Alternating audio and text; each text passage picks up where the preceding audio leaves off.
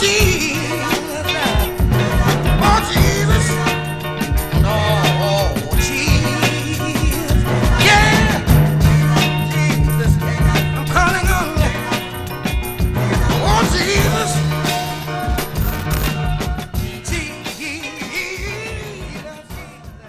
Lumière, ténèbres. Lumière, ténèbres. Bon, bienvenue à vous tous.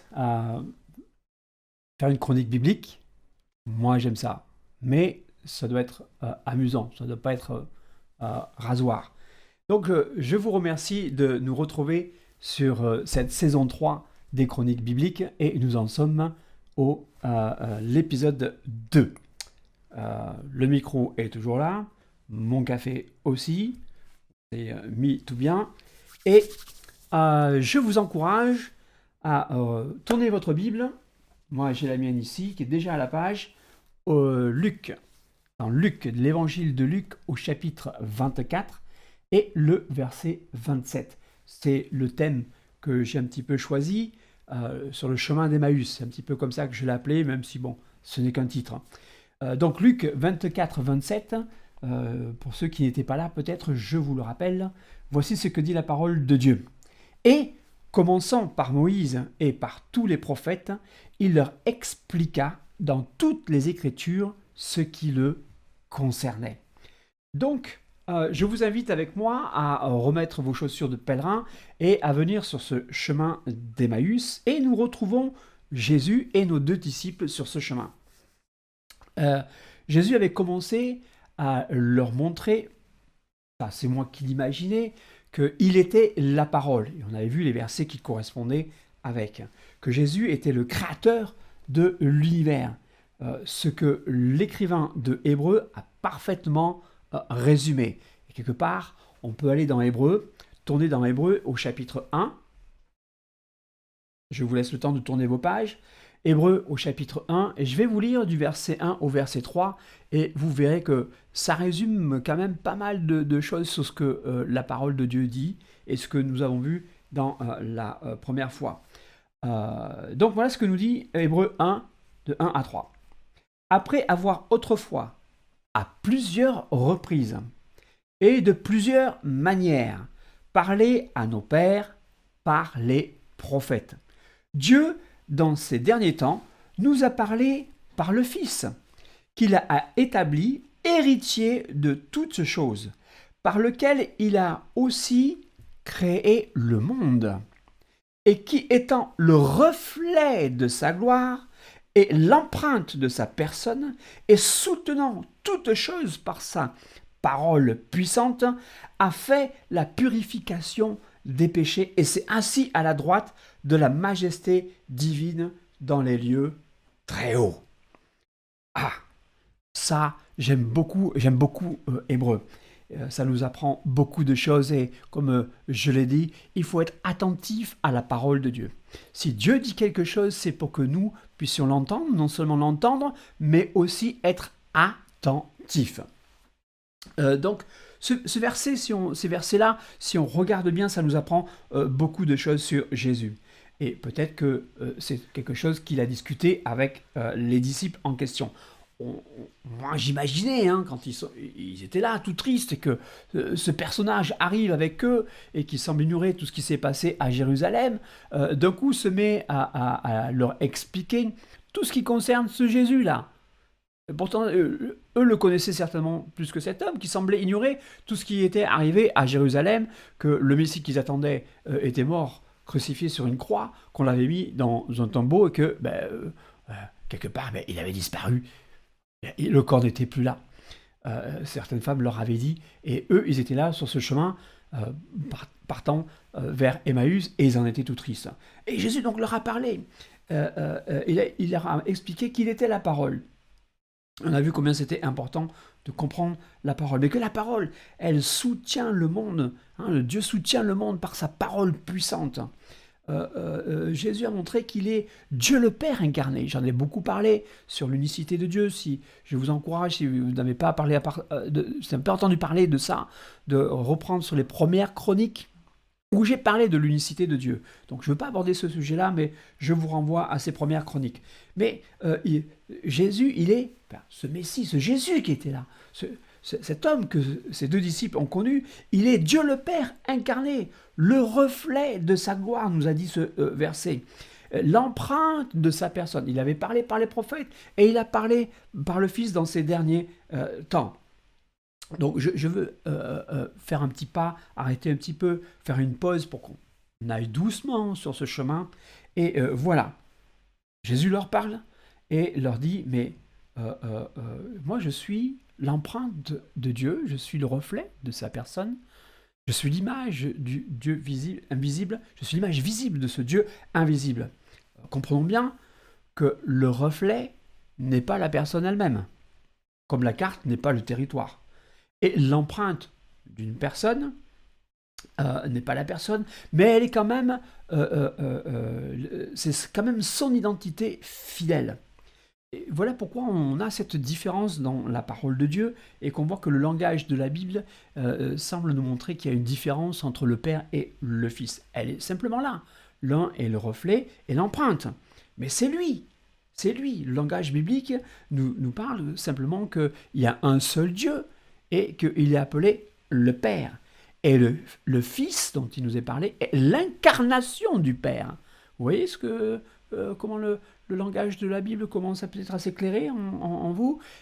Quand on voit Jésus, on ne voit pas la totalité de Dieu, on voit son reflet, son image, son empreinte, c'est-à-dire son identité, ce qu'il est vraiment. Voilà pourquoi il est appelé le Fils et pas tout simplement le Père. Mais Jésus a dit, celui qui m'a vu a vu le Père. Il n'y a pas de controverse là-dessus. Et les prophètes, donc, ont annoncé la venue de ce Fils. Ils ont annoncé la venue du Messie. Certainement que Jésus parlait avec ses deux disciples et dit, mais ce Jésus que vous avez connu, il a été annoncé. Vous avez été averti. Quelque chose dans la parole vous l'a montré. Les prophètes en ont parlé. Et ici, j'aime bien dans ce passage, parce qu'il y a un lien qui est fait entre l'annonce qui a été faite de la venue de Jésus et la purification des péchés. Il y a un lien entre les deux. Et nous allons voir ce lien. Comment peut-être Jésus, en parlant avec ses deux disciples, a dû montrer que, waouh, si Dieu a décidé de venir et de s'incarner, c'est qu'il y avait une raison. Et la raison, on la connaît tous, c'est le péché qui remonte à l'origine. Donc certainement qu'il a commencé peut-être à éclairer les disciples sur le chemin d'Emmaüs, en leur disant, mais attendez, mais s'il est mort sous la croix, c'est peut-être pas pour rien. Revenons dans la parole de Dieu. Vous connaissez la parole de Dieu ? Que nous disait Moïse, puisqu'il commençait par Moïse. Et la première fois où il nous est fait mention d'un sauveur par rapport au péché, et ça se trouve déjà dans le premier livre, dans la Genèse. Si vous vous souvenez, rapidement, Adam et Ève ont péché en écoutant la voix du serpent et donc en transgressant la parole de Dieu. Et Dieu annonce ensuite ce qui va arriver dans le futur. Si vous avez bien compris ce que j'ai dit avant, proclamer une chose, c'était quelque part se l'approprier. Et là, il y a eu comme un transfert. Quand Adam et Ève écoutaient la voix de Dieu, ils étaient à Dieu. Ils appartenaient à Dieu. Lorsqu'ils n'ont plus écouté, donc désobéi à Dieu, et qu'ils ont écouté le serpent et obéi au serpent, il y a eu transfert. Ils sont passés de la lumière aux ténèbres, de l'obéissance au péché, à la rébellion. Je ne veux pas aller dans tous ces détails, mais voyons déjà le premier verset qui nous annonce que quelque part, il y a un sauveur qui doit venir. C'est dans Genèse, au chapitre 3. Genèse, chapitre 3, et au verset 15, lorsque tout a été découvert, que Dieu a fait remonter le péché, qu'il a fait avouer les gens. Ils n'étaient pas nombreux, ils n'étaient que deux. Voilà ce qu'il dit dans Genèse 3,15. « Je mettrai inimitié entre toi et la femme. » Il s'adresse au serpent et à la femme. « Entre ta postérité et sa postérité. Celle-ci t'écrasera la tête et tu lui blesseras le talon. » C'est déjà quelque chose qui nous évoque Il nous évoque que dans un futur, il y a une postérité de la femme qui va venir et qui a conflit entre le bien et le mal, bien sûr, et entre Satan, la lignée de Satan, et ceux qui seront de la lignée de Dieu. Et bien sûr, nous avons, merci Seigneur, tout le recul de l'histoire, et que nous savons qu'à un moment donné précis de l'histoire, ces choses sont arrivées. Lorsque Jésus est venu sur terre, c'est-à-dire que Dieu le Père s'est incarné et est devenu le Fils, et il a été lui aussi tenté. Et il a triomphé à la croix. Vous voyez, hein, quand la parole dit les choses d'une certaine manière, il y a inimitié entre ta postérité et celle de la femme. Là, ici, la postérité de la femme, on parle de Jésus déjà. Et l'inimitié, c'est avec le serpent, le tentateur, hein, celui qu'appelle l'adversaire, le diable. Et quelque part, il dit, celui-ci t'écrasera la tête. Bien sûr, c'est Jésus qui a la victoire. Et toi, tu lui blesseras le talon. Mais vous voyez le parallèle. Vous voyez le parallèle? Moi, je le vois, donc je vais vous le dire plus clairement. Hein. L'homme était dans le jardin avec sa femme. Il coulait des jours heureux jusqu'à ce moment où il soit tenté par le diable. Un deuxième Adam est venu. Lui aussi, il a été tenté. Mais est-ce qu'il a fait exactement comme le premier? Absolument pas. Il a triomphé. Mais on voit ces étapes qui nous sont importantes. Et j'imagine, moi qu'imagine, hein, mais moi je vous invite à venir dans cette imagination avec moi, marcher sur ce chemin d'Emmaüs. Allez, courage, faisons encore un pas de plus. De quoi est-ce que la Bible veut nous parler? Moi je me régale. Bon, j'espère que vous aussi. Si vous vous régalez, mettez un plus. 2 pouces. 2 pouces. 3 même si vous voulez. Mais il y a plusieurs étapes qui vont être abordées. C'est l'incarnation, la tentation et la rédemption. Bon, l'incarnation. Commençons par l'incarnation. Puisque déjà dans ce premier verset de Genèse 3,15, il parle, c'est au futur, hein, je mettrai inimitié. Donc il y a la postérité qui doit venir. Cette postérité, c'est qui? Ah, quand est-ce qu'elle doit venir? Il y a un moment précis. Oui, la Bible nous le dit. Alors, bon, les disciples à Emmaüs, ils n'avaient pas encore le Nouveau Testament. Nous là, donc on est bien content. Parce que dans Galates, au chapitre 4 et au verset 4, Galates, chapitre 4, verset 4. Voilà ce que nous dit la parole de Dieu par rapport à l'incarnation. Mais, lorsque les temps ont été accomplis, Dieu a envoyé son Fils, né d'une femme, né sous la loi. Ah. Si dans l'Ancien Testament, Dieu est apparu par plusieurs théophanies, par différentes formes, ici il est clairement établi que Jésus a été incarné par l'intermédiaire d'une femme. On connaît son nom, c'est Marie. Voilà.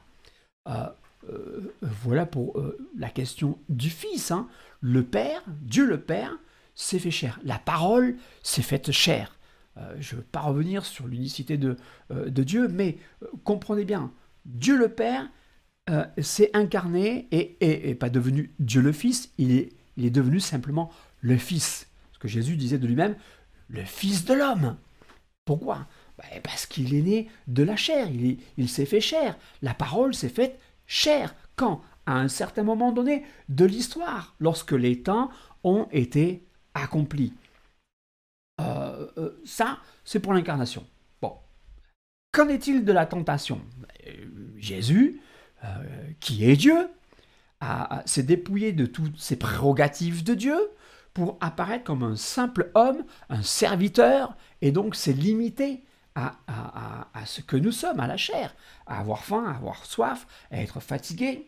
Et bien sûr, comme le premier Adam, lui aussi a été tenté. On trouve cette écriture dans Matthieu, au chapitre 4 et le verset 1.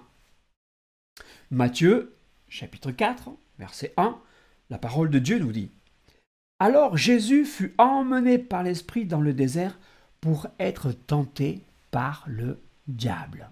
Ah, bon, voilà, c'est fait. Comme Adam, Jésus a été tenté. Est-ce qu'il a échoué? Non, il a gagné, il a vaincu. il a vaincu. Il a répondu avec quoi?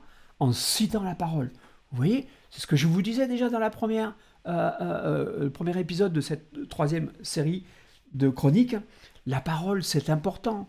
L'homme ne vivra pas que de pain seulement, mais de toute parole qui sortira de la bouche de l'Éternel. Et nous, on veut se nourrir de cette parole-là. Ah, moi j'ai faim de cette parole-là, et je veux rompre cette parole avec vous et vous la partager. Donc, comme Adam a été tenté, Jésus a été tenté. Voilà l'inimitié qu'il y a entre le bien et le mal. Bien sûr, connaissez-nous la fin de l'histoire, Jésus a gagné, et on est bien content. Maintenant, les prophètes ont annoncé ça, j'ai lu l'écriture tout à l'heure dans Hébreu, et ils reliaient ça avec la notion de rédemption. Et ça, on va le voir, si vous voulez bien, avec moi. Vous tournez vos Bibles, hop, pas entièrement, juste pour aller dans Colossiens, ok? Vous tournez dans Colossiens au chapitre 2, et on va lire le verset 14 et le verset 15. Pour ceux qui viennent peut-être juste de nous rejoindre, nous en sommes à l'écriture de Colossiens au chapitre 2, verset 14 et verset 15, où la parole de Dieu nous parle de Jésus et dit « Il a effacé l'acte dont les ordonnances nous condamnaient et qui subsistait contre nous, et il a détruit là, en le clouant à la croix. Merci Seigneur. Et il a dépouillé, il a pris, il a enlevé, il a dépouillé, mis à nu, il a dépouillé les dominations et les autorités. Ah, et il les a livrées publiquement. Il n'a pas fait ça en secret, hein. C'est à la face de tout le monde. Publiquement, en spectacle, en triomphant d'elle par la croix. Triompher par une croix. Triompher par la mort. C'est ça que les disciples d'Emmaüs n'avaient pas compris. La mort de Christ n'était pas un échec. C'était un triomphe total. Mais ils n'avaient pas compris toute l'implication de la chose. Bien sûr, c'est plus facile pour nous parce qu'on a le recul, qu'on n'a pas simplement l'Ancien Testament. On a les deux testaments. Et les deux se complètent. Ils se complètent parfaitement. Ah, moi je m'imagine bien Jésus en train de leur expliquer que cette prophétie a été accomplie à Jérusalem par ce Jésus dont les disciples parlaient. Et c'est Jésus qui leur parle et qui leur explique les choses, alors que c'est eux qui auraient dû comprendre, peut-être les expliquer à cet inconnu qui est arrivé. Mais non, cet inconnu n'est pas si inconnu pour nous. On sait que c'est Jésus. Bon, eux ne savaient pas, ils n'ont pas encore découvert. Mais nous, oui, et ça nous apprend, ou peut-être réapprend. Voilà pourquoi il faut relire notre Bible, parce que des fois, on lit des choses et puis, ça, au premier abord, on n'a rien compris. Mais quand on relit, ça c'est clair. Et quand l'Esprit de Dieu nous éclaire la parole, ça devient lumineux. Non, ne touche pas la lumière. Alors, ce qu'on réapprend, et j'en ai déjà parlé, on en a beaucoup évoqué ces choses-là. C'est pour ça que je vous invite à remonter sur les autres chroniques que nous avons faites avant, et vous comprendrez peut-être un peu plus ce que je suis en train de vous dire. C'est que le salaire du péché, c'est la mort. Ah, vous voyez, je ne vous dis pas quelque chose de nouveau, j'en ai parlé, et d'autres en ont parlé, Michel en a parlé aussi, et c'est la mort de Jésus était prévue. C'est la mort à Dieu, le péché. Hein, et Dieu avait prévenu Adam par rapport à tout cela. Revenons dans Genèse, puisque il a dit « Je commence par Moïse ». Et Moïse, on sait qu'il a écrit les 5 premiers livres de la Bible, et je ne veux pas sauter des étapes, je veux vous faire avancer petit à petit. Là, on vient de découvrir le premier verset qui nous parle de la venue future de Jésus, mais bon, c'est pas très clair encore. Où est-ce que Dieu va en venir? Pourquoi ces choses-là? Bon, soyons un peu plus éclairés. Genèse au chapitre 2 et verset 16 et verset 17. Genèse, chapitre 2, versets 16 et 17. Je le redis, c'est pour ceux qui ont du mal à tourner leur page et pour que vous puissiez suivre avec moi. Mais merci pour les techniciens, je suis sûr que le verset va apparaître quelque part. Voilà, bon. L'Éternel Dieu, je lis, hein, l'Éternel Dieu donna cet ordre à l'homme. Tu pourras manger miam, miam, de tous les arbres du jardin. Mais, est-ce qu'il y a un mais? Tu ne mangeras pas de l'arbre de la connaissance du bien et du mal. Là, point. car le jour où tu en mangeras, tu mourras. L'avertissement, il est clair. Bon, il n'a peut-être pas écrit, mais Dieu l'a dit. Et, encore, il faut être attentif à ce que Dieu dit. Soyons attentifs à la parole de Dieu. S'il a dit, c'est que c'est vrai. Bon. Là, je me suis posé la question, je me suis dit, mais Adam n'est pas mort immédiatement.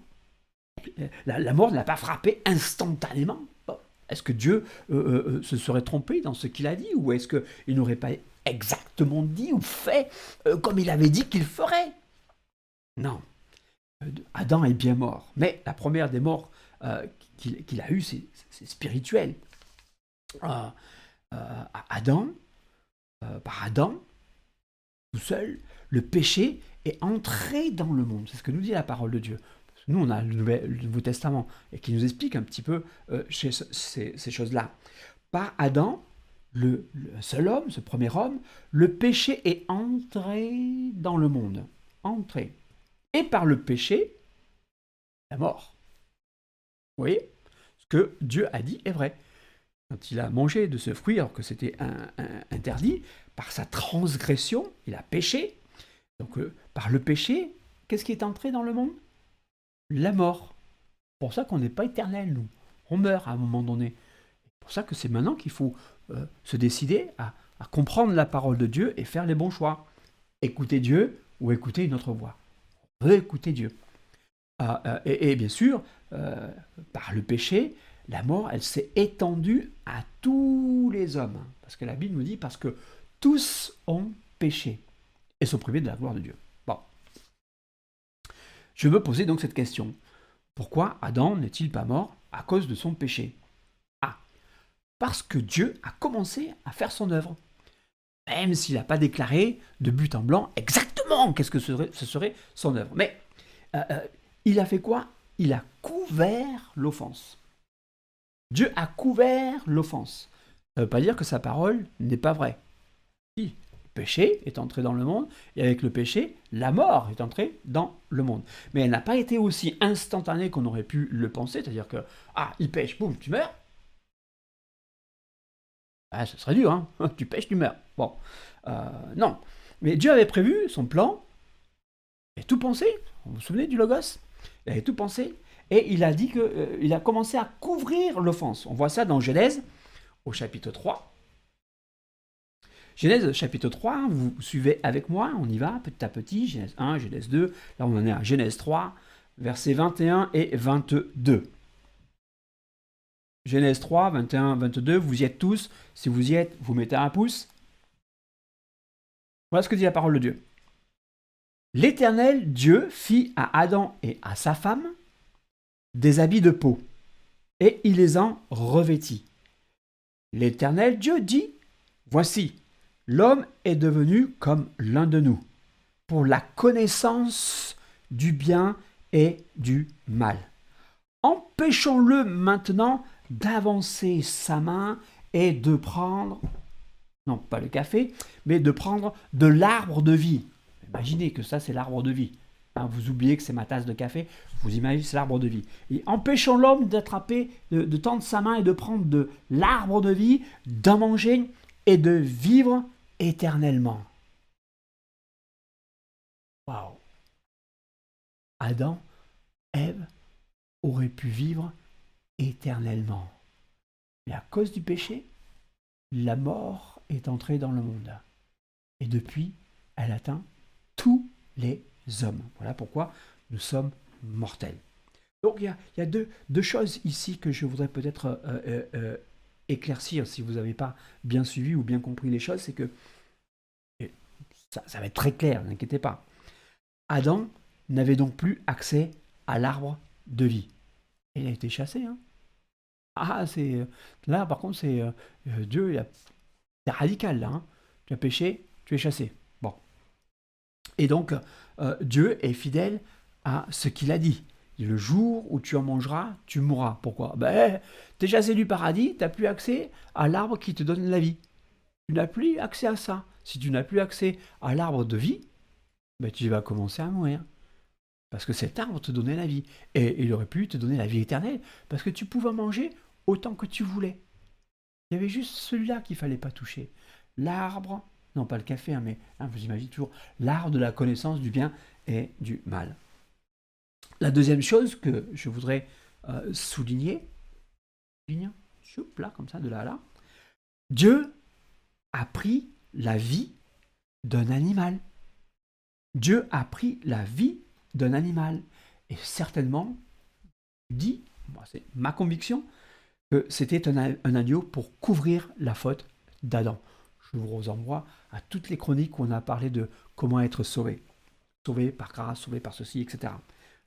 Si vous ne les avez pas vus, regardez-les, c'est très intéressant.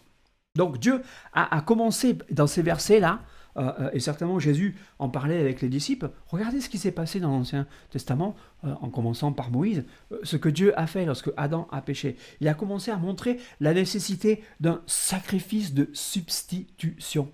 Voilà pourquoi Adam et Ève ne sont pas morts immédiatement. Dieu a commencé à faire quoi? Non. C'est pas vous qui pouvez vous couvrir avec une feuille de vigne ou quoi, hein. C'est pas vous, vous pouvez pas couvrir votre faute comme ça. C'est moi qui vais le faire. C'est moi qui vais couvrir votre péché. Jusqu'à ce que, il n'a pas dit tout de suite, mais jusqu'à ce qu'il vienne. On va venir à tout ça. Mais déjà, il commence déjà dans la Genèse, on commence à voir et à percevoir qu'il y a un sacrifice de substitution qui est mis en place. Et l'homme avait besoin d'apprendre finalement. Parce que, voilà, la bonté et l'amour de Dieu envers nous. C'est que, bon, malgré qu'on ait péché, ok, tu as fait ça, tu vas apprendre maintenant.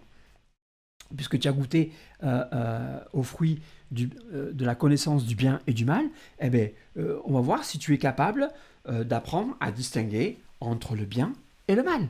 Puisque tu y as goûté, tu devrais pouvoir savoir. Donc on va voir si tu en es capable. Et donc Dieu a patienté, très patient notre Dieu, hein, et il est lent à la colère. Et il est riche en bonté. Jusqu'à ce que, quoi donc ? Eh bien, qu'est venue la loi. Et ça, c'est par Moïse. On le verra un peu plus tard. Mais voilà pourquoi l'homme n'est pas mort tout de suite. C'est parce que Dieu a patienté et a dit, ok, tu as goûté aux fruits de l'arbre défendu, de la connaissance du bien et du mal. Eh bien, je vais voir si tu es capable de t'en sortir et de gérer cette chose-là comme moi, je peux le gérer. Ça ne va pas savoir que c'est pas aussi facile de savoir qu'est-ce qui est bien, qu'est-ce qui est mal. Qu'est-ce qui est bien, qu'est-ce qui est mal. Bon. Donc, avant d'aller plus loin, je veux simplement résumer ici que Adam et Ève, finalement, ils ont perdu leur innocence. Fini l'innocence. Hop, balayé. Dehors. Et on passe à une autre chose. Il faut gérer cette connaissance du fruit défendu, du bien et du mal. Et cette œuvre, elle ne faisait que commencer en eux. Malheureusement, on le sait avec le recul, parce qu'on a tout l'Ancien Testament, et certainement les disciples connaissaient ce genre d'écriture, que le mal a dominé. Mais la mort n'était pas instantanée. Ok ? La mort n'était pas instantanée. Dieu usait de patience. C'est l'apôtre Paul qui nous explique bien cette chose-là. Donc, si vous voulez bien, prenez le temps de tourner votre Bible, et on va aller dans Romains. Romains au chapitre 5. Et il y a deux versets que je veux vous montrer. Le verset 13 et le verset 14. Romains chapitre 5, verset 13 et 14. Soyez attentifs à ce qui est dit et vous allez voir que vous allez bien comprendre ce dont je suis en train de parler. Car jusqu'à la loi, on n'y est pas encore à la loi, hein. Non, je n'ai pas encore parlé de Moïse, hein. Enfin si, j'ai parlé de Moïse, mais pour dire que c'est lui qui avait écrit les premiers livres. Mais pas vraiment du personnage en lui-même et de ce qu'il a apporté. Car jusqu'à la loi, donc c'est-à-dire d'Adam jusqu'à attendre que Moïse arrive, le péché était dans le monde. Et Paul a bien compris, le péché était là. Avec Adam qui a péché, le péché est entré dans le monde. Or, regardez bien ce qu'il dit.